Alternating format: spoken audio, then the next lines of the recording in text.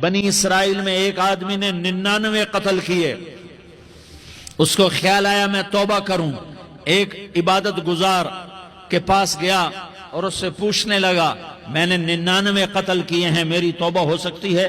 اس نے کہا ہرگز نہیں، تو بڑا ظالم ہے، تیری کوئی توبہ نہیں۔ اس کو غصہ چڑھا، اس نے اسے بھی قتل کر دیا، 100 کر دیے۔ پھر اس کو خیال آیا میں توبہ کروں، تو وہ ایک عالم کے پاس گیا اور اس سے پوچھنے لگا میں نے 100 قتل کیے ہیں، کیا میری توبہ ہو سکتی ہے؟ کہ بیٹا کیوں نہیں ہو سکتی توبہ؟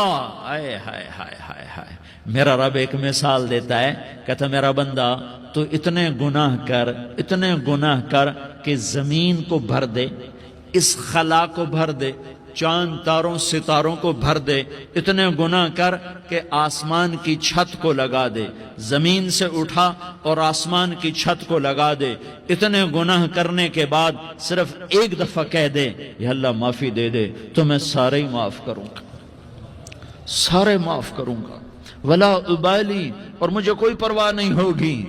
انہوں نے کہا بیٹا گناہوں کی معافی تو یقیناً ہے، لیکن توبہ کا ہونا ضروری ہے، تیری توبہ پکی ہونے کے لیے یہ ماحول چھوڑنا ضروری ہے، تو یہ بستی چھوڑ کے اس بستی میں چلا جا، وہاں نیک لوگ رہتے ہیں، ان کی صحبت میں تو رہے گا تو تیری توبہ پکی ہو جائے گی۔ اس نے کہا میری معافی ہو جائے، میری معافی ہو جائے، میں ہر کام کرنے کو تیار ہوں۔ بوریا بستر اٹھایا، جو تبلیغ والے کہتے ہیں گھر چھوڑو، لیاری چھوڑو، بستر اٹھاؤ اور چلے کے لیے نکلو، 4 مہینے کے لیے نکلو کہ اپنی توبہ کو پکا کرو، ورنہ ماحول کی گندگی پھر آدمی کو گرا دیتی ہے، پھر گرا دیتی ہے، پھر گرا دیتی ہے۔ وہ نکلا، راستے میں موت آئی، جب موت نے جھٹکا دیا تو اس نے چھلانگ لگائی اس نیک لوگوں کی بس کی طرف، وہ ایسے گرا، اس کے ہاتھ اس کے آگے اور پورا جسم ایسے آگے پھیلا ہوا۔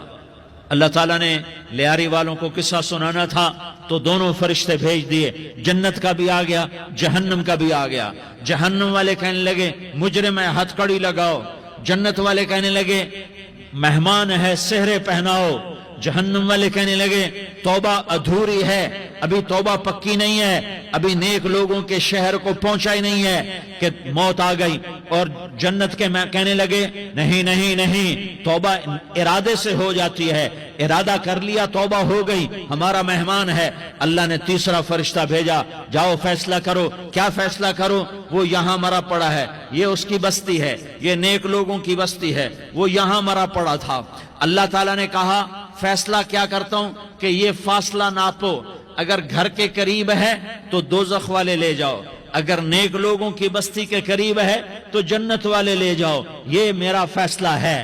ہائے ہائے واہ میرا رب، میں تیرے قربان۔ ہوا کیا تھا؟ وہ گھر کے قریب تھا اور نیک لوگوں کی بستی سے دور تھا۔ جب ناپنے لگے تو اللہ تعالیٰ نے ادھر والی زمین سے کہا جو نیک لوگوں کی بستی کی طرف سے تھی، اللہ تعالیٰ نے اس زمین سے کہا سکڑ جا، اور جو گھر والی زمین تھی اس کو کہا پھیل جا۔ ادھر کی زمین کو پھیلا دیا اور ادھر کی زمین کو سکیڑ دیا۔ جب ناپا گیا تو وہ نیک لوگوں کی بستی کے قریب ہوا۔ اللہ نے کہا لے جاؤ جنت میں، ہم نے معاف کر دیا۔